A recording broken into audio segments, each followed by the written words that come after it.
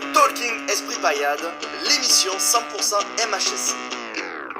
Bonsoir à toutes et à tous, bonjour plutôt à toutes et à tous et bienvenue pour ce quatrième numéro du Talking Esprit Payade. On est là comme chaque jour de match pour parler de l'actu du MHSC. Vous avez été nombreux à nous suivre lors de notre dernier live sur YouTube avec Lucas pour l'avant-match de MHSC Lyon. Là aujourd'hui on revient sur notre format traditionnel du podcast pour ce match entre Montpellier et Angers. Donc un format traditionnel où vous vous en souvenez, nos deux rubriques habituelles. Notre rubrique débrief avec le retour sur le match de Montpellier-Lyon qui s'est déroulé mardi, victoire 2-1 de nos Montpelliérains. On aura quelques débats en lien avec ce match et on partira juste après sur la rencontre qui nous intéresse aujourd'hui entre Montpellier et Angers. Match qui va se dérouler à 15h au stade de la Mosson. Donc, nous présenterons notre adversaire angevin et les clés du match du côté des deux équipes. Avec nous aujourd'hui pour ce quatrième podcast, Lucas qui est avec nous. Lucas, bonjour. Bonjour Dorian et bonjour à tous. Et Fabrice est avec nous. Fabrice, bonjour.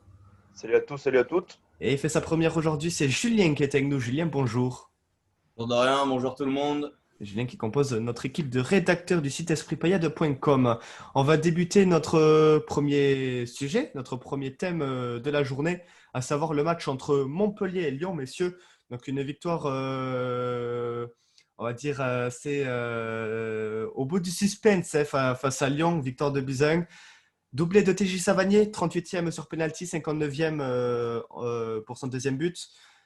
Memphis a réduit l'écart à la 82e, a noté les cartons rouges de Doussem Aouar en fin de première période et donc le carton rouge de Vitorino Hilton qui a conduit au penalty Doussem Aouar en fin de match. Question toute simple qu'on pose habituellement. Que retenir de ce match, Lucas? Moi déjà je vais retenir la combativité, l'esprit payadin qui ressort notamment. Je retiens qu'on a confirmé et bonifié la victoire à Nice, ce qui était important. Certes, ça a été compliqué, mais on a quand même cherché les 3 points. C'était un match quand même largement dominé par les Payadins, juste avant en tout cas, jusqu'à que Lyon réduise le score. Mais on avait une équipe de Montpellier entreprenante et qui avait vraiment envie de s'asseoir sur sa victoire face à Nice. Et ça a été fait. Par contre, je vais retenir également qu'à chaque fois qu'on gagne, par exemple on gagne 2-0, on lâche. Ça, c'est peut-être le côté négatif, alors qu'à 10 contre 11, on aurait pu largement boucler le match et les tuer. Mais l'essentiel est là, c'est la victoire. Et maintenant, il faudra confirmer tout à l'heure contre Angers. Exactement, confirmé et enchaîné. Pourquoi pas 3 matchs, 3 victoires d'affilée à domicile en l'espace de 8 jours. Julien, toi qui étais au stade, c'est ça, hein? Comment tu l'as vécu ce match? Qu'est-ce que tu as retenu? C'est ça, comme dit Lucas, je dirais que c'est des bonnes choses on va dire que c'est dans la continuité d'une dynamique. On a vu beaucoup de choses contre Nice, 13 tirs cadrés quand même contre Nice, donc une équipe qui a envie de jouer. Contre Lyon, on a vu qu'on pouvait, on va dire, ne pas être trop loin de nos mots non plus, parce qu'on a fait, je crois, que 3 tirs cadrés. Mais là où ça a été bien, c'est qu'on a su être beaucoup plus percutant et qu'on a été beaucoup plus réaliste qu'on aurait pu l'être dans d'autres moments. Moi, vous devez le connaître aussi, on connaît une Payade qui arrive à pas concrétiser. Là, je trouve qu'en termes de ratio, on a su un petit peu se mettre à la hauteur. Comme l'a dit Lucas, on a dominé de bout en bout, donc il y a eu des moments forcément où les Lyonnais ont pu revenir, mais je pense qu'on a pu s'appuyer sur une confiance et que cette confiance continue de grandir. 2 matchs à domicile, voilà, on sent une énergie dans le stade, même si on n'était pas beaucoup. Il y avait quand même pas mal de bruit et ça fait plaisir pour les joueurs. On le voit, il manque pas de remercier le public, donc voilà, je ne sais pas si ça s'entendait à la télé, pour ceux qui n'étaient pas au stade, mais je pense que c'est une bonne dynamique. Oui, on sent que ouais, il y a quand même, malgré cette jauge de 5000 personnes, une ambiance assez bon enfant et qui pousse les joueurs pendant le match ouais, au stade de la Mosson. Fabrice, toi, qu'est-ce que tu en as pensé? Écoute, de toute façon, je pense que je suis assez d'accord avec mes deux comparses. Mais après, moi, ce que j'ai beaucoup aimé, c'est surtout une sorte de retour à la maison, tu sais. Comme l'année C'est-à-dire? dernière, à la Mosson, on est quasiment intouchable. Ah oui, Ça, non, je mais pense que oui, oui. ça, je pense que ça va être le cas pendant toute la saison. Et je pense que ça risque pas, et ça ne risque pas de changer. Après, sur les 2 matchs en lui-même, contre Nice et contre Lyon, on a eu 2 paillades. Une paillade contre Nice, ultra dominante contre une équipe de Nice, mais complètement à la rue. Donc forcément, on les a complètement dominés. Et ensuite, forcément, 3 jours plus tard, tu as fait le match 3 jours plus tôt, tu es un peu fatigué. On a un jeu avec une grosse pression dès le début du match. Et moi, je m'attendais quand même à une mauvaise chose. Enfin, moi, sincèrement, je voyais le but de Lyon, sincèrement. D'ailleurs, il a failli apparaître. Mais au final, ce que j'ai beaucoup apprécié, c'est la réactivité des joueurs. C'est vraiment, comme le disaient Julien et Lucas, l'esprit pailladin qui est rentré en eux est vraiment la grinta uruguayenne ou argentine. Et au final, certes, on n'a pas forcément eu beaucoup d'occasions, mais je trouve qu'on a eu beaucoup de situations, dont notamment l'action de Delors vers la 30e minute, quand normalement il doit le mettre au fond, mais bon, c'est pas grave, c'est loupé. Mais je trouve qu'il y a eu beaucoup de situations de jeu, de très bonnes passes, de très bons latéraux. Et je pense que ça a été surtout ça le point du match. C'est le fait qu'on ait de très très bons latéraux qui puissent monter et qui ont fait les différences. Après, il y a eu les différentes situations pour Lyon. Finalement, on a tenu. C'est ce qui a fait plaisir. Et je pense que mélanger notre très bon trio avec Savanier, avec un très bon équilibre qu'apporte de Le Tallec et Ferry, en plus, je trouve de la défense qui a été solide malgré les dernières minutes sur lesquelles on s'est chié dessus. Je trouvais que l'équipe vachement équilibrée est très très bonne pour la saison à venir. Mais moi, j'ai envie de rajouter, excuse-moi Dorian, j'ai envie de rajouter qu'on a quand même un milieu, le Talek, Savanier, Ferry, et sur le banc, tu as Mollet qui peut rentrer, tu as Chotard qui peut rentrer, en attaque, tu as Mavididi qui peut rentrer. Certes, il n'a pas fait un bon match, il n'a pas fait une belle rentrée, mais tu as quand même un banc, et ça fait du bien. Et c'est ce qu'il va falloir tout simplement pour aller chercher une place en Europe, c'est un banc. Et c'est un peu Cette année, peut-être ce qui manquait la saison dernière, hein, messieurs, peut-être un banc assez, on va dire, comment on pourrait étoffé. qualifier ça de, ouais, enfin voilà, Un banc étoffé, qui rivaliserait, voilà, qui peut Qualitatif. qualitatif, voilà exactement, c'est le mot que je cherchais, voilà, qui peut nous apporter un peu de son neuf en seconde période, voilà. Donc comme tu l'as dit Lucas, Dumollet, pourquoi pas, ça sera pas toujours lui. Il y a Chotard, Mavididi, Junior Sambia on peut le citer également. Ça fait du bien d'avoir un bon qualitatif comme ça, Julien, et avec les armes qu'on retrouve en ce début de saison. Ouais, comme vous avez dit, hein, c'est un matelas, on va dire, c'est un matelas de confort. C'est quelque chose sur lequel les joueurs peuvent s'appuyer. Et c'est bien de voir des énergies différentes, comme disait Fabrice, vraiment l'énergie paillade. Je pense que chaque équipe en Ligue 1 est capable d'avoir, on va dire, pas une image, mais une réputation. Et j'en discutais récemment avec un ami qui est parisien. Il me disait, non, mais vous êtes notre bête noire, hein. On ne va pas se le cacher. Vraiment, quand on vient à Montpellier, on n'est pas bien. Et Oui, c'est comme ça pour tout le monde. On espère que c'est comme ça pour tout le monde, oui. c'est ça. Ben, Lyon, ça commence à faire plusieurs fois. J'ai envie de dire, si Marseille, la prochaine fois on les bat, ben, pareil, ça commencera à faire des boucles. Donc ça, c'est des boucles de confiance à lancer. Pour nous, dans le parallèle, développer notre saison à l'extérieur, on sait qu'on a des lacunes là-bas. Si on peut gagner toutes les bases de confiance sur des matchs comme ça, ben, ça permet de faire je sais pas, je pense, rejoindre un peu plus le haut niveau. Ouais.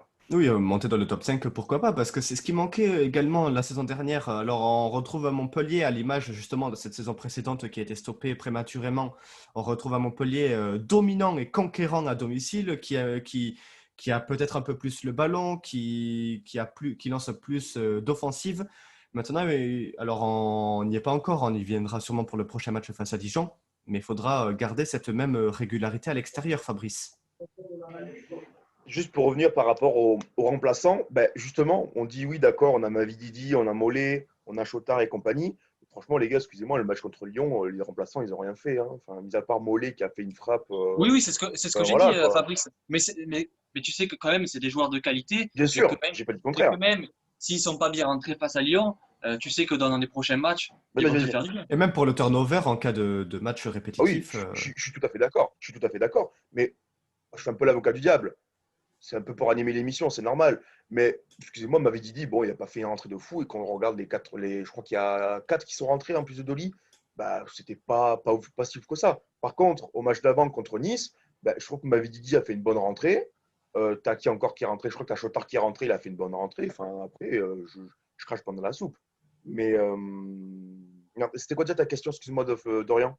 Ça Mais sent oui. bien qu'il rentre contre Lyon aussi. Non, ouais, voilà, c'était retrouver un Montpellier conquérant à domicile à l'image de la saison dernière. Maintenant, ben, pour ce qui a manqué la saison dernière, c'est cette même régularité à l'extérieur et elle sera primordiale pour jouer le top 5 cette saison.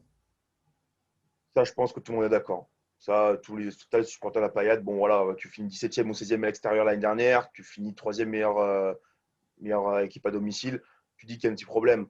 Mais le truc qui m'énerve, c'est qu'il y a 2 ans, il y a 2 années, quand on finit 6e et quand on fait une super saison, ben, on avait cette grinta à l'extérieur. Oui, mais on Le avait un peu moins 3-0 ce... contre Toulouse à l'extérieur. Ouais. Ouais, peut-être qu'on avait peut-être pas des moins bons joueurs, on avait peut-être un banc moins bon. Là, il y a la différence. Oui, on n'avait pas cette série en cours qu'on a à domicile aussi. On donnera la stat, mais voilà, elle est assez impressionnante. Oh, on était aussi, il y a 2 ans, on était quand même très très solide. Je me rappelle à domicile, hein. On était très solide, hein. Pas Donc autant. Ça fait après, quelques années qu'on est bon à domicile. Mais Ouais. ah oui, ça c'est il me sûr. semble, comme tu dis, quand on finit 6e, on avait aussi cette régularité pardon, à Ah oui, l'extérieur. Après, on n'était pas aussi puissant à domicile Voilà. que l'année dernière et cette c'est année, vrai, mais on était régulier. Mm. On c'est rappelle vrai. la stat, une défaite sur les 15 derniers matchs à domicile en Ligue 1 à la Mosson, Et c'est c'était contre face au qui Paris, c'est PSG. ça? Le Et contre PSG, ouais, Paris, voilà. quand Mendes prend rouge, ouais. C'est C'est ce ça. que Ah, j'allais voilà. dire. Montpellier menait à 0, Mendes prend un Ouais. carton rouge et en prend un coup franc derrière Et après, deux on buts prend parisiens. l'avalanche de buts, mais bon, à 10, c'est Voilà, facile, quoi. c'est ça. Fabrice, Voilà. continue et termine ton propos. Oui, pardon. Et donc, bref, en gros, mon propos, ben, je pense, moi, les gars, je vous dis, moi, j'ai un point de vue par rapport au fait qu'on joue à l'extérieur. C'est par rapport à la mentalité qu'on a. C'est pas une question des joueurs ou quoi que ce soit, c'est le coach. J'avais déjà raconté la semaine dernière et encore la semaine d'avant. Quand on voit nos deux pistons, c'est le cœur du jeu. Quand les Et pistons sont devant et qu'on passe en 3-4-1-2, là, c'est super parce que les mecs, ils montent, ils descendent, ils montent, ils descendent. En plus, avec un Ristich Ristigno, il s'est découvert un pied gauche. Souquet qui se met un petit peu à défendre et qui est toujours aussi efficace ça fait plaisir à de le domicile. voir comme ça, Souké, après toutes les critiques qu'il a eues. C'est ça, c'est ça. Je pense qu'il s'est sorti un peu les doigts du cul, même si après, bon, bah, il est C'est un pas petit peu lent parfait. pour le piston droit. Voilà, Mm. bien sûr, c'est pas parfait. Mais en tout cas, il fait le travail et ça c'est super. Mais voilà, moi, je resterai toujours sur mes bases de voilà. Si les pistons ils montent pas à l'extérieur, ben, excusez-moi, je pense que c'est une question de consigne du coach C'est ça. et que il est petit bras et qu'il va nous faire une comme Strasbourg, comme les Angers, comme les Dijon et compagnie. C'est à l'extérieur, on bloque tout. Sur un malentendu, on a un contre en bois, on peut marquer, ou sinon on vient chercher le 0-0. Et ça, c'est le problème de notre équipe, et ça, c'est surtout le problème de la Ligue 1 en général, mais en particulier de M. Dazakarian. Et je suis sûr que si on aurait plus de consignes offensives pour nos pistons et sur le match à l'extérieur, bah, je suis sûr que l'année dernière, on n'aurait pas fini 6e ou 8e. On va prendre rendez-vous la semaine prochaine pour parler des performances de Montpellier à l'extérieur. On rappelle, Montpellier se déplacera à Dijon dimanche prochain. C'est une équipe qui va jouer le maintien, donc forcément, il faudra essayer de lancer sa saison au mieux à l'extérieur par une victoire contre une équipe qui sera très probablement dans les 5 dernières places, sans vouloir offenser les supporters dijonnais. On va toujours rester sur ce match, mais parler de l'arbitrage qui a fait beaucoup de débats mardi soir. François de Texier qui a sorti 2 cartons rouges durant cette rencontre. Le premier pour Assem Aouar, auteur d'une semelle sur Arnaud Soquet en fin de première mi-temps. Le deuxième pour Vitorino Hilton, qui a pris le genou de son fils Ryan Cherki à la 81e, qui a conduit au pénalty lyonnais. Ces 2 rouges ont fait débat, messieurs, hein. On va d'abord revenir sur le rouge d'Aouar. Est-ce pour vous un carton rouge logique? Julien, je te pose la question. Alors, si on commence, on va dire que pour moi, les 2 cartons rouges, factuellement, ils sont logiques. C'est-à-dire que si on regarde les images, ils se méritent. À commencer par celui d'Aouar, où pour moi, je crois que j'ai oublié, mais il y a une vexation juste avant. Aouar est vexé et il arrive et il envoie le geste. On voit que, bon, pour tous ceux qui ont fait du foot, savent que quand on va mettre le pied en opposition sur quelqu'un qui dégage, très souvent, ça Ouais. fait ça. Au mieux, ça tape le pied. Au pire, ça tape la jambe. Pour avoir fait un peu une formation d'arbitre, on nous avait appris que si le pied est au-dessus de la cheville, quoi qu'il advienne, c'est rouge. Donc pour moi, là-dessus, ça ne se discute pas. À vitesse réelle, c'est vrai que moi, je ne l'avais pas vu, hein, que c'était autant. Je n'ai même pas réagi sur le moment. Je me suis dit, bon, ils sont relous. Mais pour moi, le carton y est parce qu'on va dire que dans le football, on peut ne pas siffler, mais dans notre football, ici, peut-être qu'en Angleterre, il n'y aurait pas eu de faute là-dessus. Hein. Oui, voilà, et Mais peut-être même que sans les images à vitesse réelle, sans le ralenti, le carton rouge n'aurait jamais été donné. Lucas, je te pose la question, hein, on le voit, c'est surtout le ralenti qui fait mal, ce pied sur le tibia de Souquet. Voilà, Ben, comme le dit la règle, c'est rouge direct. oui, oui, c'est sûr. Alors, c'est la règle, de toute façon. Après, moi, de la télé, franchement, je vois une faute. Mais après, quand je vois qui fait appel à la VAR, je me suis dit, je pense que ça va être un rouge parce que si ça fait appel à la VAR, c'est ouais. que ça doit être quand même une grosse faute. Mais après, j'ai du mal à savoir si c'est volontaire ou pas parce qu'on le voit quand même. Il y a les Franco avec le pied, même si à la fin il se retient. Bon, on le voit mettre le pied. Est-ce que c'est volontaire ou pas? Après, comme l'a dit Julien, dans tous les cas, il y a l'intention. Enfin, la faute y est, le pied y est. C'est carton rouge. Après, ça peut se discuter parce que je pense pas qu'il y va pour le faire mal parce qu'on voit qu'il retient un peu son pied. Ouais. Mais il met quand même son pied. Il n'a pas à le mettre à cet endroit. Parce que je pense qu'au départ, il veut faire une faute parce que, comme l'a dit Julien, il devait être vexé. Et il s'est retenu au dernier moment, mais c'était trop tard. C'est ça. Donc oui, le rouge doit être mérité, je pense. Fabrice, est-ce que tu partages le même avis que nos deux chroniqueurs? Pour moi, je pense que toujours ce genre d'action, c'est surtout du factuel. C'est du et si.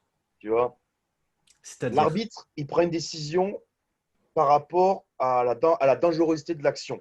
Exact. Par exemple, on revoit l'action. Admettons, Souquet n'enlève pas son pied. Qu'est-ce qui se passe? Ben, l'autre, il pète la jambe. Par exemple. L'arbitre, je pense, il réfléchit par rapport à ça. C'est ça. Hilton, il prend le. Bon, on y reviendra après, mais Hilton, il prend le rouge. Pourquoi? Parce que son crampon, il dit bonjour au genou de Cherki. Admettons, il y a un mauvais appui, il ne fait pas exprès, ça peut être très volontaire ou grave. involontaire, Hmm. ben, ça peut faire extrêmement mal. Donc, l'arbitre, il sanctionne surtout ça. Il ne sanctionne pas si c'est volontaire ou pas. Au bout d'un moment, il y a des règles à respecter. Comme a dit Julien, voilà, au-dessus de la cheville, en général, c'est rouge. Et en fait, c'est une question de protection des joueurs. C'est aussi simple que Ouais. ça. Donc, volontaire ou pas, envie ou pas, on s'en fiche. Ce qui compte, c'est ce qui va se passer. Et s'il y a un grand danger pour le joueur, ben, l'arbitre doit sanctionner. Et je pense que sur les deux actions, ben, il fallait sanctionner. Voilà, Comme tu dis, Fabrice. c'est carton rouge pour des gestes dangereux en tout cas. Je vais redonner la parole à Lucas avec le carton rouge d'Hilton cette fois-ci. Donc tacle sur le genou de Cherki. On peut dire que c'est deux cartons rouges assez similaires. Pas forcément l'intention de faire faute, mais comme l'a dit Fabrice, c'est le geste qui est mis en cause. Alors la faute est au même endroit, oui. Après, pour moi, non, c'est pas des fautes similaires. Et je trouve, c'est pas parce que je suis Montpellierin, mais je trouve le carton rouge sévère. Au départ, je pense qu'il met un jaune, enfin qu'il met un rouge suite à un deuxième jaune parce qu'il avait déjà un jaune. Hein. Mais en Voilà, fait, c'est non, ça. c'est un rouge direct. Et je trouve que c'est sévère parce qu'on voit Hilton qui, dans un premier temps, touche le ballon, mais dans la continuité du geste, il va prendre Cherki. Je trouve ça peut-être que la faute y est. Après, je suis pas arbitre. Hein. Mais moi, de mon point de vue, ça me semble assez sévère de mettre un rouge direct. Le deuxième jaune peut-être est mérité. Certes, c'est plus involontaire Ouais, qu'Awar, je pense. On vient de Mais, parler moi, ça me semble sévère quand même. on vient de parler là enfin, de ce qu'a dit Fabrice, hein, du fait qu'au-dessus de la cheville, c'est rouge. Là, Hilton lui prend quand même le genou.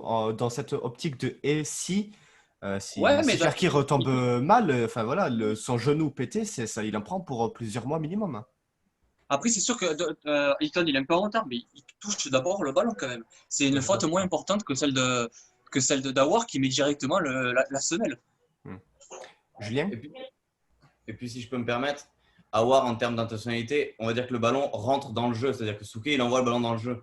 Si je peux me permettre, et ça a été vraiment flagrant pour moi au moment de ma réaction dans le stade, au moment où Cherki se prend le genou de Hilton, je pense qu'il l'a en conscience parce que je pense qu'il allait sortir en 6 mètres. Hein. Il allait nulle part. Enfin, il était quand même assez acculé contre la ligne. Je pense qu'il sait très bien qu'il est dans une situation où c'est dur de redresser la balle. Il arrive vite, il faut bien casser le pied pour pouvoir faire un centre-retrait. Il y a 2 défenseurs montpelliérains, donc je pense qu'il choisit la meilleure opportunité qui est, certes, il y a contact, mais voilà, je sais plus qui disait que bon, il en rajoute beaucoup parce qu'il sait qu'il y a tout à gagner. Après, factuellement, je suis d'accord que le pied il est au-dessus du genou. Et c'est vrai qu'en arbitrage, on dit souvent, on siffle l'intentionnalité, on ne siffle pas le geste en soi. Puisque si on voit bien sur le carton rouge précédent contre Rennes, Mollet, je sais qu'il y a eu beaucoup de gens qui ont débattu dans mon entourage. On voit bien qu'il essaie de retenir son pied et ça ne l'a pas empêché de prendre rouge.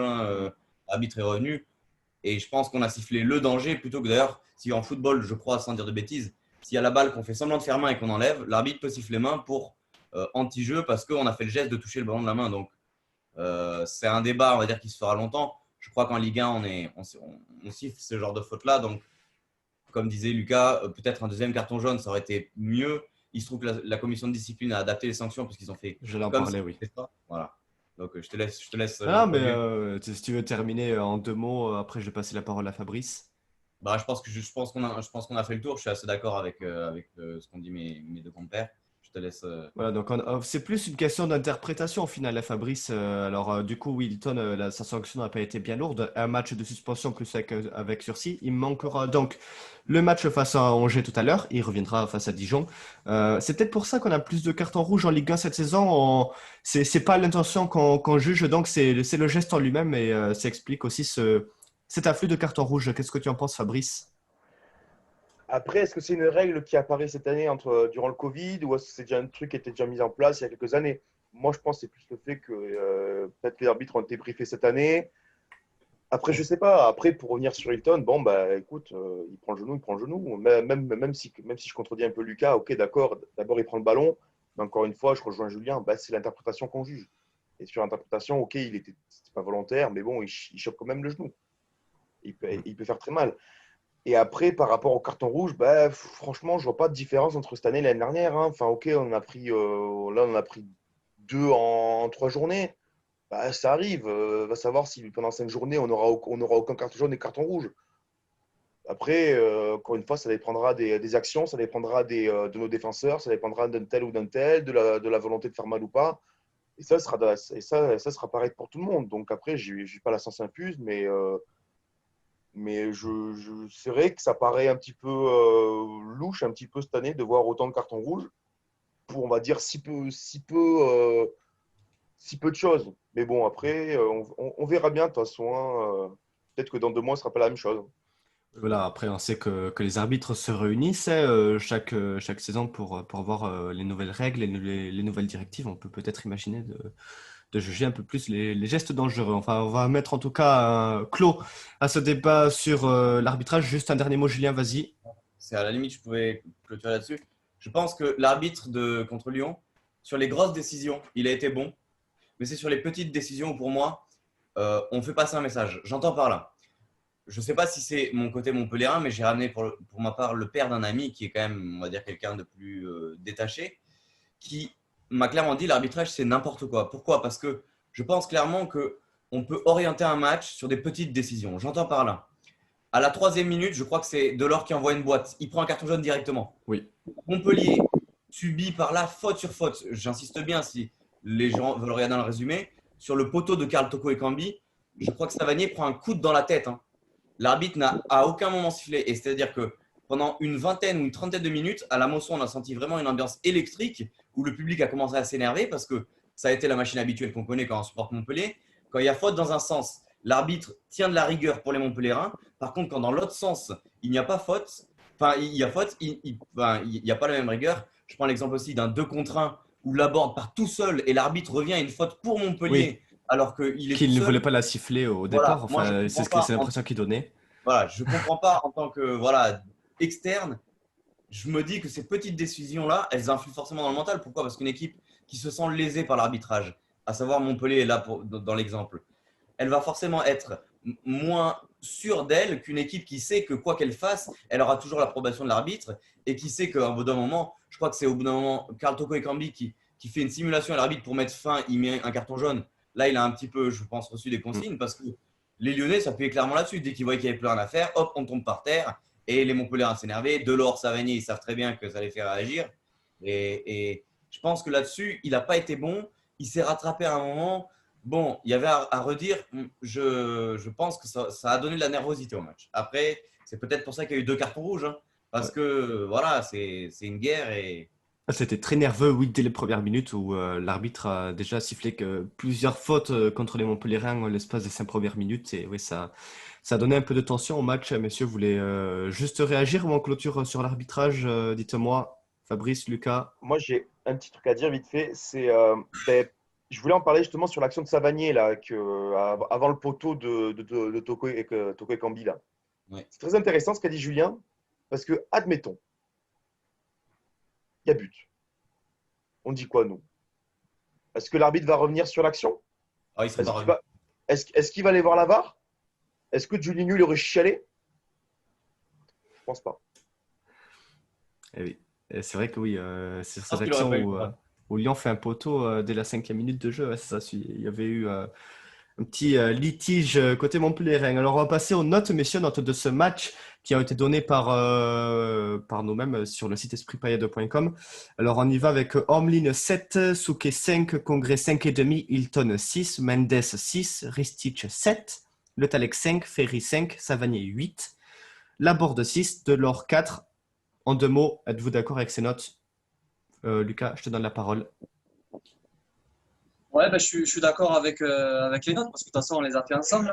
Mais ouais, Delors, à l'image de son match, un 4, il a été totalement absent. Après, le reste de l'équipe a fait le boulot, d'où la victoire, d'où les 3 points qu'on obtient.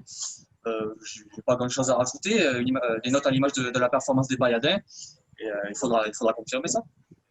Julien, Pour ma part, j'avais le journal de l'équipe sous les yeux. C'est à une note près les mêmes notes que le journal.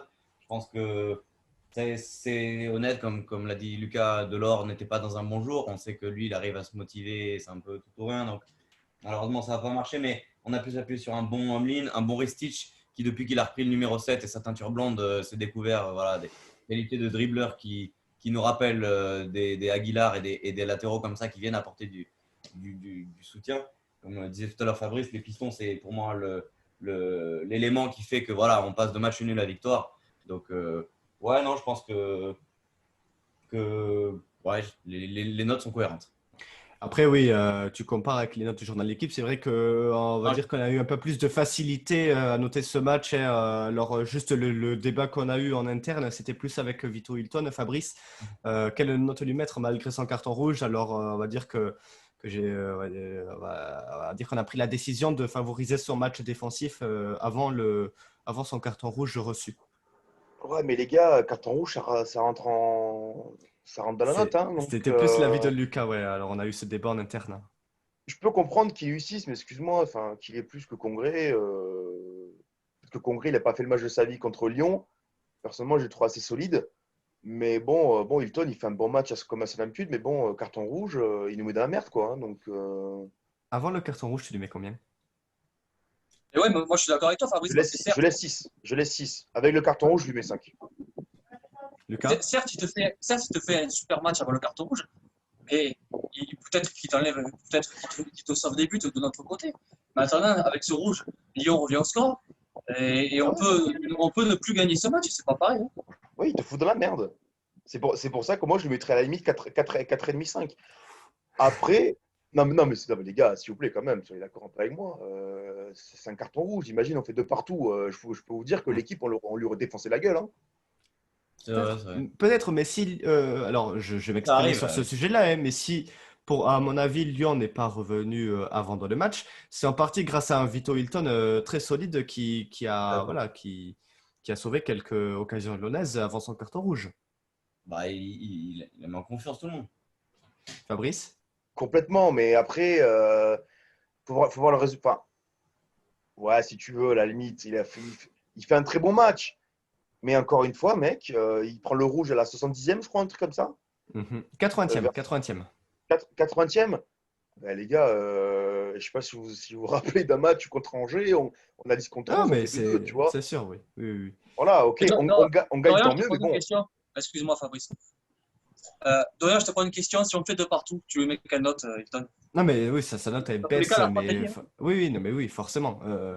Là, comme on a quand même gardé la victoire, j'ai préféré mettre en lumière son match Oui, défensif. non, Voilà, les deux se valent et justement, donc vous qui écoutez ce podcast, n'hésitez pas à nous donner votre avis, poser des questions si vous voulez qu'on puisse répondre lors de la prochaine émission.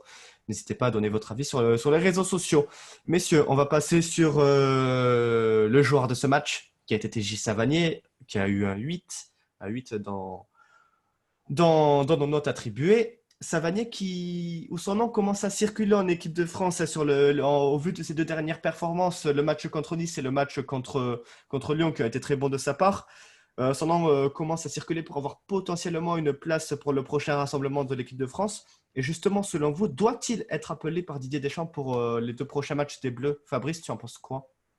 Non. Non? Pourquoi? Les gars, faut arrêter. Il a fait 2 bons matchs. On est déjà en train de se toucher le concombre. Les gars, arrêtez-vous. Il a fait 2 très bons matchs. On est d'accord. Mais les gars, juste citez-moi le milieu de terrain en équipe de France. Allez-y. Je te laisse. Dites-moi. Vas-y. Ah, mais dernièrement, Qui, les gars, en équipe de France c'était Kanté, Rabiot, Nzonzi, Ouais. Kamavinga. Pogba, il n'était pas là, coronavirus, mais il y avait quand même. Ouais. Ah, mais c'est au-dessus de Savanier, c'est indéniable. Ben voilà. Rabiot, pas sûr. Hein. Rabiot, c'est du niveau de Savanier pour moi. Vas-y, les gars, Julien. arrêtez. Continue, Julien, si tu as un avis à donner. T'en penses quoi, toi, de Savanier en bleu? J'exagère un peu, mais je suis d'accord. Là où je rejoins Fabrice, c'est que pour moi, à certains niveaux, le niveau se monte dans la régularité. Voilà, donc on peut très bien être très bon 2-3 matchs. Je prends Florent Mollet l'an dernier, il a fait 2 ou 3 matchs masterclass où on aurait pu le comparer à Savanier là en ce moment. Je pense que Savanier, là où il se différencie par rapport à Mollet, c'est que Mollet il a plutôt une projection verticale, alors que Savanier, là où je l'ai vu vraiment bon, c'est qu'il arrive à changer de côté pour jouer de droite à gauche et faire justement des changements de gauche à droite qui manquaient beaucoup au Montpellier. Voilà, je ne sais pas si vous avez déjà entendu, mais en football, on dit souvent que quand le ballon est à gauche, il faut jouer à droite. C'est ça de faire le jeu. Et je pense que d'alterner comme ça des trucs, il est en train de se mettre en confiance. Il est en train de donner une énergie de Montpellier quand à domicile on est plus fort. Le 4 octobre, on anime, donc c'est une manière pour lui on va dire, de prendre assurance. Lui qui n'a pas beaucoup joué l'an dernier en raison de ses blessures. Je pense que là-dessus, en interne, ça peut être un bon déclic. Ensuite, pour ce qui est des Bleus, pour moi, c'est minimum plusieurs mois à ce niveau-là qu'il faut rester pour pouvoir commencer à discuter de ça. Mais on va dire que c'est flatteur déjà de pouvoir s'imaginer rejoindre parce que déjà de se faire l'idée, ça montre qu'il est dans des bonnes dispositions actuellement. Et je pose la question, alors ce n'est pas mon avis, mais voilà, je pose la question puisque la question est posée dans les médias cette semaine, notamment à Michel Derzakarian qui s'est exprimé pendant ce sujet-là. Lucas, toi, qu'est-ce que tu en penses de Savanier en équipe de France? Alors, je suis d'accord avec vous. Hein. Il n'aurait pas sa place dans le 11 de l'équipe de France. Mais après, pourquoi pas grappiller une sélection? Je suis désolé, actuellement, il est meilleur que Fekir. Il est pas pire, il est pas moins bon qu'un Rabiot, je pense. Hein. Peut-être pas assez régulier, il faut qu'il confirme. Et après, contrairement à Julien, il n'y avait pas forcément besoin de confirmer quelques mois. Regarde Kamavinga, il a explosé. Ouais. Il a été convoqué en équipe de France. Pourquoi pas après grappiller, s'il manque un joueur, grappiller une sélection ou être convoqué. Ça, il aurait, je pense, le niveau pour jouer un match amical comme ça, sans prétendre jouer une Coupe d'Europe ou une Coupe du Monde. Mais en tout cas, pourquoi pas, oui. Eh bien, affaire à suivre donc pour TJ Savanier. Montpellier, donc, sur sa lancée, après avoir obtenu une victoire convaincante face à Nice, les Payadins ont confirmé mardi, donc, en battant l'Olympique Lyonnais, on vient d'en parler, en dernier finaliste de la Ligue des Champions, faut-il le rappeler, messieurs. Michel Derzakarian semble avoir trouvé la bonne formule avec son équipe. On en a parlé avec notamment les pistons Ristich et Souquet. Est-ce de bon augure avant d'affronter Angers? Lucas, je te donne la parole pour ce sujet-là. Ben, si je te réponds non, c'est que j'ai un problème. Ouais, non. Forcément, oui, c'est de bon augure, ça va de soi. Quand tu enchaînes une victoire face à Nice, candidat à l'Europe, Lyon, demi-finaliste, comme tu l'as dit, de Ligue des Champions, qui vise encore une qualification de Ligue des Champions, tu peux être que positif. Après, on va revenir au fil de cette partie. Il faudra confirmer. Angers, c'est une équipe, ces dernières années, on a vraiment du mal contre eux. L'année dernière, tu gagnes 2-0 pour le millième match de la Ligue 1. Tu gagnes 2-0. Tu es à 10 contre 11. Ils reviennent à 2 partout. C'est une équipe contre laquelle on a vraiment du mal. Après, il ne faut pas se dire c'est Angers, c'est telle équipe. Il faut commencer la partie comme on l'a fait face à Nice, comme on l'a fait face à Lyon. Et ne pas réfléchir au résultat, il faut employer la manière et on aura le résultat qu'on veut. Julien, pour parler plus de l'aspect tactique, c'est surtout mettre la lumière sur les 2 derniers matchs du MHSC qui semblent avoir trouvé la bonne formule dans le jeu. Eh bien, oui, comme tu l'as dit, hein, je pense que ces matchs contre Nice et Lyon, Nice qui était leader au moment de les affronter, Lyon, voilà, qui a une épopée européenne, je pense que c'est assez satisfaisant pour nous parce que c'est un indicateur de notre niveau de jeu. Je pense que Montpellier, voilà, c'est une équipe qui n'a pas su avoir les résultats de la force qu'elle avait. On va dire que Montpellier est une bonne équipe. Là où pour moi, on est encore en construction. Et là, je ne vais pas rejoindre Lucas. Si on me demandait si je le sentais ce week-end, à force de supporter Montpellier, je te dirais que non. Pourquoi? Parce On que va en parler. Montpellier, Ouais. on est une équipe à énergie, selon moi. Je m'explique. Vous me direz d'ailleurs dans les commentaires si vous avez le même avis que moi, mais là où j'explique une équipe à énergie, c'est que on est capable de récupérer l'énergie des grands matchs. Pour ça que d'ailleurs on est bon contre les gros, pour pouvoir les mettre dans notre motivation et arriver à les battre. Je pense que le match contre Lyon, la première occasion, ça a piqué vraiment au vif les Montpellierins et ça nous a dit bon, ok, là on sait ce qu'on va faire. Malheureusement, Angers n'est pas une équipe qui a une identité. C'est pas c'est pas une équipe qui a un jeu connu qui comme Marseille, Lyon, Paris. Voilà. Donc forcément, face à ça, ça ne crée pas assez, je crois, de rancœur ou quoi aux joueurs qui ne vont pas assez les motiver. Et par expérience, hein, ce n'est que de l'expérience, mais j'ai l'habitude un petit peu de ces matchs pièges. Ça ne m'étonnerait pas qu'on perde des points contre Angers alors qu'on en a gagné contre les 2 plus gros. Parce que ce sont des matchs où justement, voilà, on ne peut pas s'appuyer sur Hilton, ça fait une base en moins. On a un très bon souvenir des matchs précédents. Je connais un Montpellier qui peut être dans une zone de confort. Pour moi, c'est dans les premières minutes qu'il faudra montrer qu'on ne retombe pas dans ces travers-là. D'une année sur l'autre, on peut briser des séries comme ça. Je pense que c'est ce qui passait la saison dernière. On s'est mis dans un conditionnement où voilà, on n'arrive pas à repartir, mais je pense que ce match me fait bien plus serrer les dents que les 2 précédents où j'étais un peu confiant. Fabrice, toi, qu'est-ce que tu en penses dans le jeu?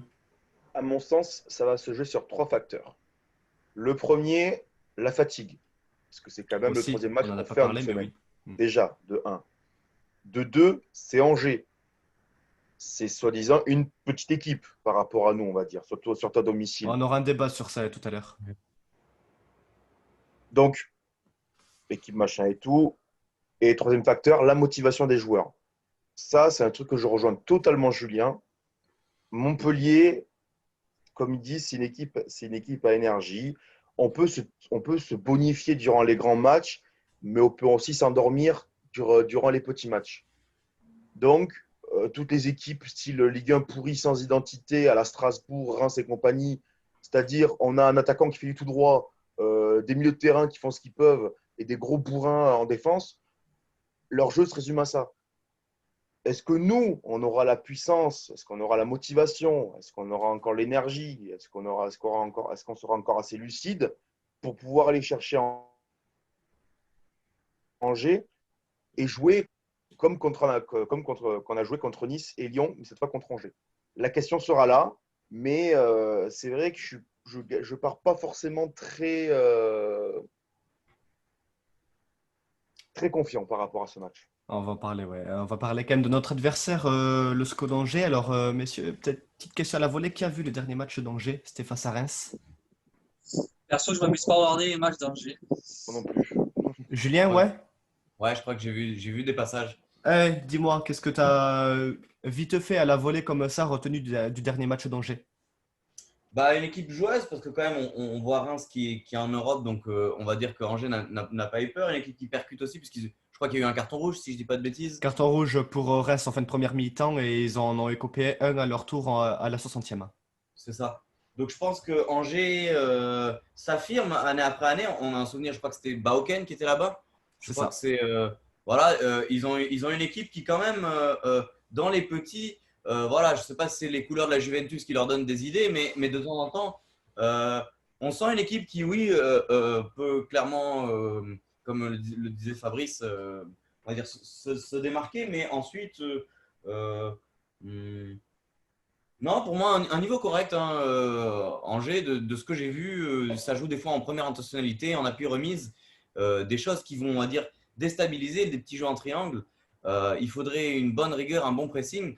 Et c'est là où j'en profite de dire que si jamais ce n'est pas un des grands soirs de l'affiche, c'est encore possible par les personnes qui vont aller au stade d'un petit peu mettre, pas la pression, mais un petit peu soutenir les joueurs parce que je pense que dans des moments où on en parlait tout à l'heure, où l'arbitre va prendre des décisions ou alors il va se passer des moments charnières, c'est l'intérêt collectif du public du 12e homme d'appuyer un peu. C'est-à-dire qu'un arbitre qui prend une décision controversée, s'il y a des sifflets dans le public, forcément, ça va être beaucoup plus réfléchi. Une équipe qui a du mal, si on siffle l'adversaire, ça peut être un plus. Et moi, je sais que je fais tout le nécessaire possible. Je suis avec mon entourage pour invectiver un peu au stade. Et je pense que voilà, c'est des petits facteurs, mais ça va être compliqué, je pense, contre Angers. Après, l'année dernière, c'était quand même une équipe qui joue au ballon. Certes, elle prenait des buts, d'où son classement quand même, mais c'est une équipe qui avait envie, qui se montrait offensive. À l'image de Nîmes, sa première saison en Ligue 1, ça envoyait les ballons et ça cherchait à marquer des buts. Alors juste, je vais revenir à un dernier résultat d'Angers. Donc victoire 1-0 face à Reims, but de Bauken à la 55e sur penalty. Angers compte 6 points pour le moment. Victoire lors de la première journée sur la pelouse de Dijon, toujours sur le même score, 1-0. Il y a eu une défaite juste avant la trêve face à Bordeaux, 2-0. Les Angevins n'ont pas montré grand-chose. Moi, pour avoir fait l'analyse que vous retrouvez là sur le site espritpayade.com, Angers est une équipe qui est très solide défensivement. C'est ce que j'ai retenu. Alors, on va en parler. Très bonne charnière entre Romain Thomas et Ismaël Traoré. Attention, Romain Thomas a écopé d'un carton rouge la semaine dernière et ne sera pas là pour le match face à Angers. Une équipe, par contre, qui a quelques soucis en attaque malgré les derniers recrutements. Alors, il y a Diony qui vient d'arriver mais n'a pas encore joué. Il y a eu Sadatioub qui est arrivé les saisons précédentes avec Bobichon, si je ne dis pas de bêtises, et Alioui. C'est une équipe qui ne fait pas trop justement le pressing dans le cas adverse. Je lui en parlais, ce sera peut-être à nous d'aller les presser sur leur relance, mais Angers est une des équipes qui fait le moins de pressing dans les derniers tiers de terrain adverse et qui a tenté beaucoup sa chance sur ses premières journées, mais n'a seulement trouvé le chemin défilé que par 2 fois. Une attaque, oui, qui n'arrive pas à être tranchante. Vas-y, Lucas. Il faut préciser que leur meneur de jeu, Santa Maria, vient d'être transféré à Fribourg. Attention, oui, à Santa Maria, j'allais venir sur le mercato angevin. Justement, tu me fais la passe décisive, Lucas. Le mercato d'Angers. Alors, oui, il y a eu les arrivées de Loïs Diony en provenance de Saint-Etienne qui arrive libre, l'ancien Dijonnais. Il y a eu également, alors attendez, oui, donc le départ en prêt de Casimir Ninga. Qui a été prêté en Turquie à Sivasspor, et le départ très important de Santa Maria qui a été transféré à Fribourg. Attention, ça peut être un coup dur pour les Angevins. Julien Santa Maria, qui part en Allemagne pour environ 12 millions d'euros, c'est un coup dur pour Angers. Ouais, psychologique, je pense que Angers doit savoir qu'ils ont une base qui est partie, et forcément que dans leur niveau de confiance, c'est à considérer, bien évidemment, comme le fait du pressing, on va dire que c'est quelque chose sur lequel il faut jouer. Je pense que, ouais, voilà, Angers, comme tu l'as dit, hein, c'est une équipe qui défend bien. Moi, je ne serais pas étonné de voir un match avec vraiment pas beaucoup de buts à la Mosson. Je crains le 0-0, donc je ne vais pas porter l'œil. Moi, on dirait un peu une culture qui fait que je crois beaucoup dans le porter l'œil. Mais je suis d'accord là-dessus que ça va être, voilà, dans la psychologie et de l'adversaire et notre psychologie, Santa Maria, ça doit être important parce que, à mon avis, Michel Darzacarin devrait considérer ça et devrait un petit peu produire un jeu en adéquation avec ce changement qui s'est passé. Santa Maria qui était quand même habile. Hein, je prends l'exemple aussi parce que les ex sont forts. Qui apportait beaucoup en défense à Santa Maria. Vas-y, continue. C'est ça. Il apporte beaucoup en défense et je prends aussi l'exemple on va dire, de Casimir Ninga. Moi, je suis content parce que les ex marquent souvent. Bon, il est parti en prêt en Turquie. On va dire que moi, ça me fait plaisir de savoir que je ne vais pas devoir siffler Ninga, qui est quand même un joueur de la paillade pour lequel j'ai un grand respect et pour lequel ça me ferait un grand mal. Lui qui, il y a quelques années, avait marqué contre Lyon, d'ailleurs, je crois, un doublé ou un triplé. Un triplé, ouais. Ouais, c'est ça, une victoire 4-2. Mais je pense que je ne m'avance pas pour ce match contre Angers parce que j'appréhende beaucoup. On fera un prono à la fin, ouais, c'est ça. Juste pour être complet sur le mercato angevin, donc j'ai parlé de l'arrivée de Loïs Diony. Il y a noté aussi l'arrivée de Paul Bernardoni en provenance de Bordeaux. Lucas ce sera le joueur à suivre de Lucas, mais je vais. Lucas a préparé quelques mots. Voilà. Et il y a eu également l'arrivée de Souleymane Doubia, titularisé par 3 fois sur le côté gauche angevin, qui vient renforcer cette défense. Je vais y arriver. Il arrive en provenance de Rennes. Fabrice, toi, qu'est-ce que tu en penses de ce mercato angevin? 3 arrivées, Bernardoni, Doumbia et Diony. 2 départs, Ninga et Santa Maria. que penser de ce mercato? Bah, tu sais quoi, je trouve ça dommage que Montpellier ne soit pas intéressé à Johnny alors qu'il était libre. Tu vois? Bon, bref. Que dire ce mercato? Ben, de jolis noms. Bernard Dodi, on le connaît déjà. Johnny, on le connaît aussi. Tu rajoutes ça à un effectif pas trop dégueulasse. Ça fait un club, on va dire, assez respectable de Ligue 1. Hmm. Mais pour moi, mes yeux, ça restera une équipe sans ambition de jeu. Ah, mais bien Et sûr. une équipe avec Stéphane Moulin qui fait quoi?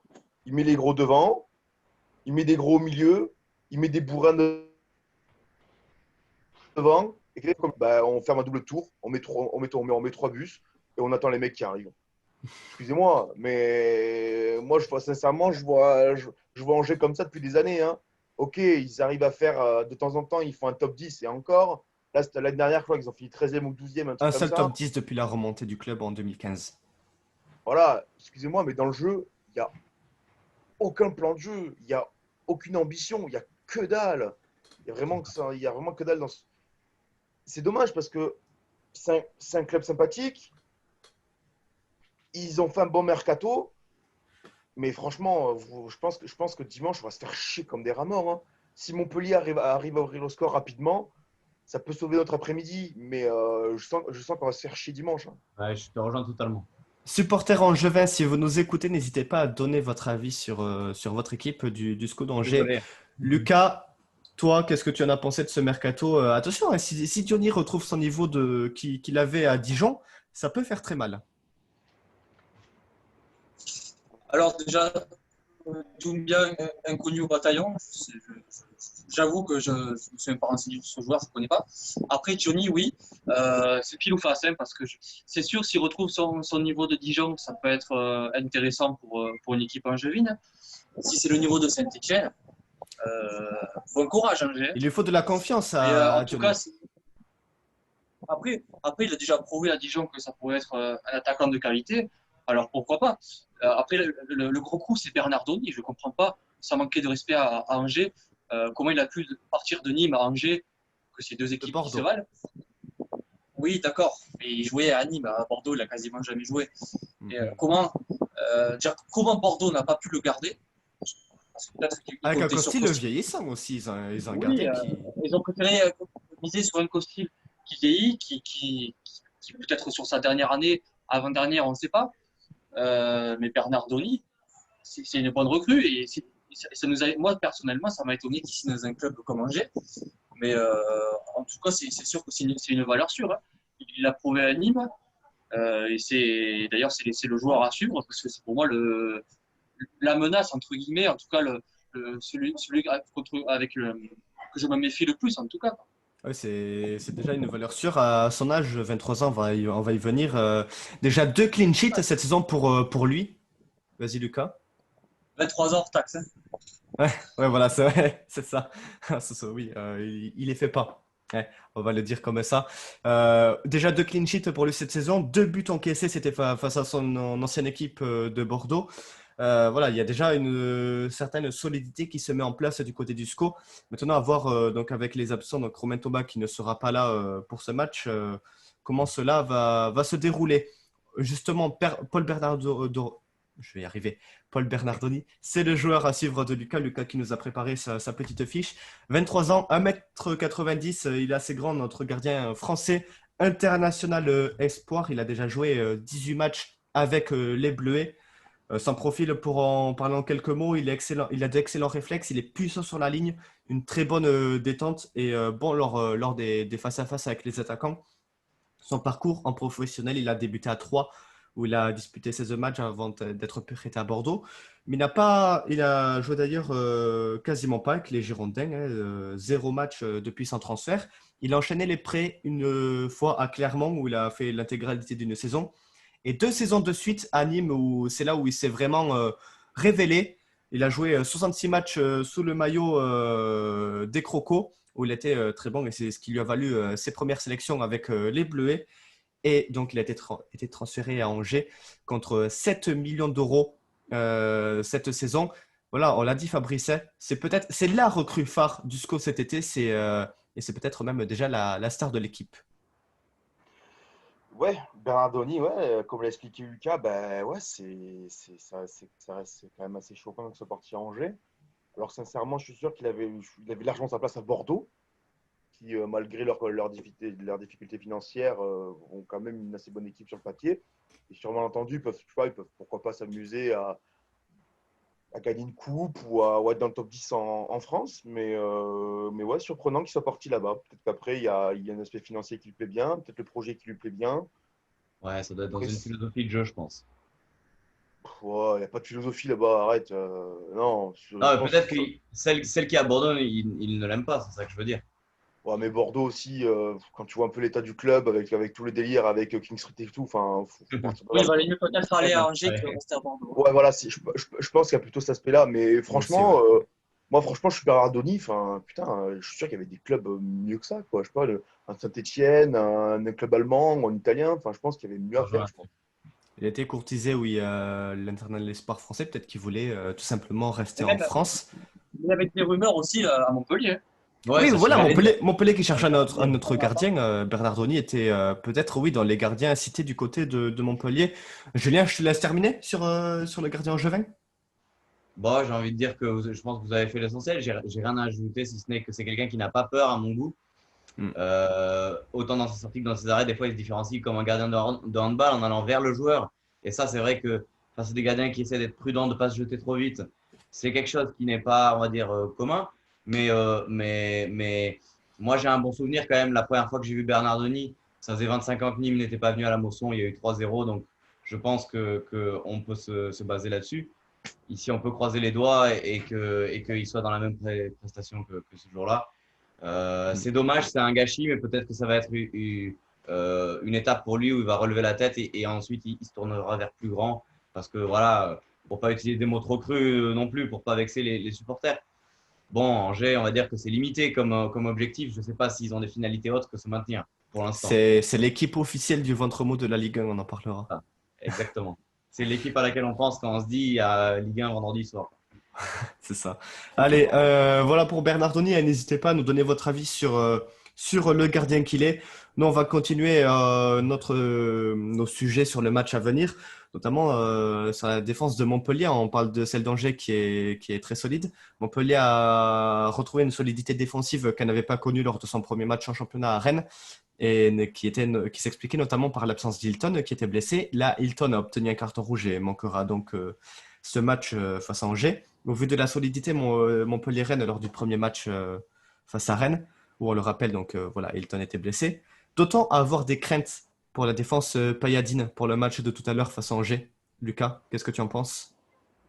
Inquiet, non, je pense pas, parce que si on réitère les performances de Nice et Lyon, non. Après, c'est sûr, si on se base sur les matchs amicaux, si on se base sur Clermont, si on se base sur Rodez, sur Bastia, les matchs Sur qu'on a Rennes? joués, sur Metz, oui, sur Rennes, j'allais en venir sur le premier match, oui, on peut être inquiet, mais si on a un Souquet et un Ristich comme face à Lyon, s'ils sont performants et si ta charnière centrale, on sent Hilton, répond présent comme les deux derniers matchs, on n'a pas de souci à se faire. Après, c'est toujours pareil, il faut confirmer. Angers, c'est une équipe contre laquelle on a du mal. C'est peut-être il y a moins d'envie dans ces matchs-là. Mais sur le papier, je ne pense pas qu'on ait de quoi s'inquiéter. Après, à voir qui va remplacer Hilton en charnière centrale. Peut-être une défense à 4, je ne sais pas. On va sûrement en venir, je pense. Mais C'est non, moi personnellement, je ne m'inquiète pas trop. Surtout que franchement, l'attaque d'Angers, ça ne fait pas non plus super peur. Hein. Après, il ne faut pas les sous-estimer non plus. Mais ce n'est pas Lyon, ce n'est pas Nice. Justement, j'allais venir sur la question du changement de système. Alors, Julien, je vais te donner la parole. Faut-il s'inquiéter de l'absence d'Hilton pour la solidité défensive? Mais est-ce qu'on peut surtout penser à un changement de système de Michel Derzakarian, passer à 4 derrière, donc avec Ristich, Pedro, Congré et Souquet. Et, ouais, Voilà. Et voilà, avoir un changement de système, peut-être intégrer Mavitidi dans le 11.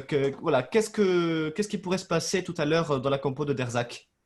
Ben, tu as raison de penser à ça parce que ça m'était pas venu en tête. Moi, j'étais plus positionné sur le fait du 3-5-2 et c'est vrai que moi, là où je redoute un petit peu l'absence d'Hilton, c'est que pour moi, Hilton, c'est le surveillant. C'est-à-dire que on connaît les défauts de notre équipe. Moi, si je dois associer deux défauts à nos autres centraux, alors je te dirais que Mendes, son défaut à lui, c'est qu'il il fait trop de fautes. Donc lui, il y a des fois, ça va être son petit péché mignon. Il peut prendre rouge ou alors on va dire des fautes qui nous mettent en difficulté. Et Congré, il fait des saucisses. C'est-à-dire que des fois, tu ne sais pas pourquoi, il va te mettre une balle en cloche qui revient. Donc, ouais, là-dessus, ça peut être inquiétant parce que c'est lui en général qui va surveiller les défenseurs ensuite. Moi, je verrais bien peut-être Chotard, parce que Chotard, je l'avais vu une fois derrière, il m'avait bien plu. Et je pense que c'est Dans la charnière. voilà, en charnière, donc je ne sais pas trop comment combiner, mais je crois que c'est faisable. Après, je pense qu'avec Congré et Mendes, normalement, ils ont l'habitude de jouer ensemble. C'est possible qu'on change en cours de match de dispositif si Derzac, je pense, ne se rend pas compte que c'est productif. Alors Fabrice, même question, hein, inquiet oui ou non, et changement de système ou on reste sur le 3-5-2 Déjà, je voudrais réagir à ce qu'a dit Julien. Congré, c'est quand la dernière fois qu'il a fait une saucisse? Il faudrait arrêter avec Congré de lui chier à la gueule parce qu'il a fait trois broutilles en 2012. S'il vous plaît. Maintenant, ça, c'est fini. Ok, peut-être que des fois, il fait des matchs pas complets. Mais putain, sans déconner, au bout d'un moment, faut arrêter avec ça. Depuis quand il a été catastrophique? Et je vous pose la question. Ouais. Voilà, vous n'avez pas de réponse. Non, mais Non, c'était le confinement, c'était en fin de saison dernière, mais Congrès, souvent, sur des ballons, on va dire qu'il respecte, des fois, il respecte pas le football, quoi. Il va faire des passes qui sont voilà, quoi. Il faut les tenter, hein. Non, parce que c'est devenu un bouc émissaire. Et ça, c'est la vérité. Parce que depuis qu'il a fait ses merdes, on regarde que ça. Et ça, c'est une vérité. Bizarrement, quand Hilton, là, il a fait contre Metz il y a quelques années, il a fait une connerie avec un tacle dégueulasse. Ah, on lui a pas cassé les couilles. Hein. Et Pedro Mendes, c'était pareil pour ça. Hein. Donc ça, maintenant, c'est chiant. On va arrêter avec Congré parce que c'est un mec gentil. Je te rejoins aussi, Fabrice. J'ai toujours défendu Congrès dans on va dire, dans ce débat qui je pense, n'a pas lieu. Mais pour moi, si on doit mettre des défauts à chaque joueur, je te dirais que ça va être son défaut à lui, c'est que de temps en temps, il va avoir une capacité à faire ça. Ça ne veut pas dire que factuellement, il le fait. C'est-à-dire qu'il nous a montré et qu'il le sait, comme je vais te dire, Delors, ce qu'il a loupé là contre Lyon, c'est sa capacité à lui. Delors, pour le coup, je m'excuse, il tire tout le temps en force. La seule fois où il a tiré en force du coup du pied, il va mettre un plat du pied pas évident face à Lopez. Bon, on sait que c'est des prédispositions dans lesquelles, bon, on peut avoir peur et je t'en prie, Dorian, si tu veux. Enfin, c'est pas le débat, messieurs. Moi, le débat, ce qui m'intéresse, c'est la solidité défensive en l'absence d'Hilton et le changement de système. Je vais réagir parce que moi, je verrais bien une défense à 4. Mendes, Congré, certes, ça court pas, ça va pas vite. Mais si tu mets un soutien avec Le Talec qui est juste un peu plus haut en milieu défensif, moi je pense que ça peut la faire. Tu joues contre Angers, tu joues pas contre Lyon, tu joues pas contre Nice, tu joues pas contre Rennes. C'est à nous de faire le jeu, d'autant plus qu'on est à domicile. On doit confirmer et bonifier 2 victoires d'affilée. Il faut mettre le paquet devant et arrêter de jouer à 5 derrière quand tu joues contre une équipe contre Angers. Et c'était justement, c'était justement l'objet de ma dernière relance. Ouais, c'était ça ma dernière question. Alors je la posais à Fabrice. On va rester à 3 les gars. 4 en défense, un gros milieu où en intégrant Mollet ou bien Mavididi et t'envoies. Ils n'ont pas l'habitude. Ils joueront pas comme ça. On l'a vu, ils ont tenté de faire ça durant l'été. Ça marche à moitié. On va rester à 3 derrière. Je sais pas, Koza, il est plus blessé, non, c'est ça? Ouais, il est Vidal, un des deux. Je pense qu'il va le mettre un des deux, ou sinon il va enlever le Talek pour le mettre en défenseur et le mettre par un Chotard ou un Mollet ou un truc comme ça. Où on va repartir avec Mollet au milieu et Savani derrière. Mais le truc qui est sûr, c'est qu'on va rester à 3 derrière parce que c'est le truc qu'on connaît le plus. Et je pense que, voilà, je vais toujours revenir sur le même principe, mais les pistons de droite et gauche, si Ricic et Souquet nous refont les mêmes matchs que contre Nice et Lyon, ben, je pense que ça va être beaucoup plus facile. Et même, on a besoin des deux attaquants de devant, parce que mettons, si on fait un 4-3-3 ou un 4-2-3-1, on va se retrouver avec un laveur à droite, qui c'est pas un ailier, donc c'est être un peu lent. Vous n'avez pas Mavididi à gauche qui va apporter de la rapidité et de l'or au centre qui va faire le taf. Pour moi, je pense que le meilleur des cas, c'est de rester dans notre configuration habituelle. Et je pense que ça va passer par nos pistons. Et ça va se régler comme ça, tout simplement. Et va faire à suivre. Non, on est short là, Lucas. Affaire à suivre, on aura la réponse dans quelques heures. Je rajouterais juste que ça ferait quand même rêver d'avoir un milieu avec Mollet, Ferry, Savanier Et le Talek. Ouais, mais c'est un peu. On l'a eu à Rennes, ça n'a pas forcément marché, hein. Enfin, on Ah, verra fait du tout ce que là-bas. nous Hein. proposera Michel Derzakarian tout à l'heure. Attention au relâchement tout de même, hein, des Montpellierens. Donc, on en a parlé brièvement au cours de l'émission. Donc, Montpellier qui vient d'enchaîner 2 victoires face à des équipes qui seront très probablement dans la course à l'Europe en fin de saison. Donc, Nice et Lyon, on en a parlé. À moins qu'ils me fassent mentir, les Angevins ne seront pas dans cette course-là à l'issue de cette saison 2020-2021. Donc sur le papier, c'est une équipe plus faible que nos 2 derniers adversaires. Ça fait partie des vieux démons de Montpellier. Peut-on craindre un relâchement face à une plus petite équipe? Ça sera notre dernier débat de la journée. Julien, tu en as parlé. Hein. Il faudra, Ça, c'est faudra du su, appris et reçu. Beaucoup d'espoir. Il y a beaucoup de fois où je me suis perdu à m'imaginer des points et des classements. Moi, je te rejoins totalement là-dessus. Je ne sais pas votre avis, vous les gars, mais pour moi, c'est des matchs qui me font serrer les dents. Ça. Après, on va dire, je vais pas me cacher. Je préfère quand même affronter Angers à domicile qu'un Angers à l'extérieur où là, c'est carrément espoir très faible. Je sais que bon, à domicile, je crois que j'ai un souvenir, c'était notre première journée, on avait perdu 2-0 à domicile, donc ça m'a même un peu resté en travers de la tête, mais euh, j'ai peur qu'on doute. Et Montpellier ne doit pas douter parce que, voilà, si je peux un petit peu aller dans le sens de Congrès, parce que c'est un joueur que moi j'apprécie beaucoup, il a réussi à marquer et je pense qu'ils doivent garder ça en tête. Ils doivent garder en tête que, voilà, bon, comme l'a dit Fabrice, ils ont tous des vieux démons, mais qu'ils doivent les laisser loin parce que ben, là, on a un nouveau Congrès depuis qu'il s'est coupé les cheveux. Il respire la jeunesse et je pense que ben, il faut être capable de. Voilà, c'est un match différent, c'est de l'abnégation. Je ne saurais pas dire d'où ça vient, mais il faut un petit peu voilà, prendre le contre-coup. Fabrice, la préparation mentale va être importante. Aborder ce match comme si Angers était un prétendant à l'Europe, est-ce que ça serait pour toi la clé du match? Tout coach rêve de ça. Tout coach rêve d'avoir une équipe à 100% dans la motivation pour chaque match. Sauf qu'on est des êtres humains, on se relâche naturellement. On prend un but, enfin, par exemple, Montpellier met un but, ben forcément, derrière, tu auras tendance un petit peu à te déconcentrer.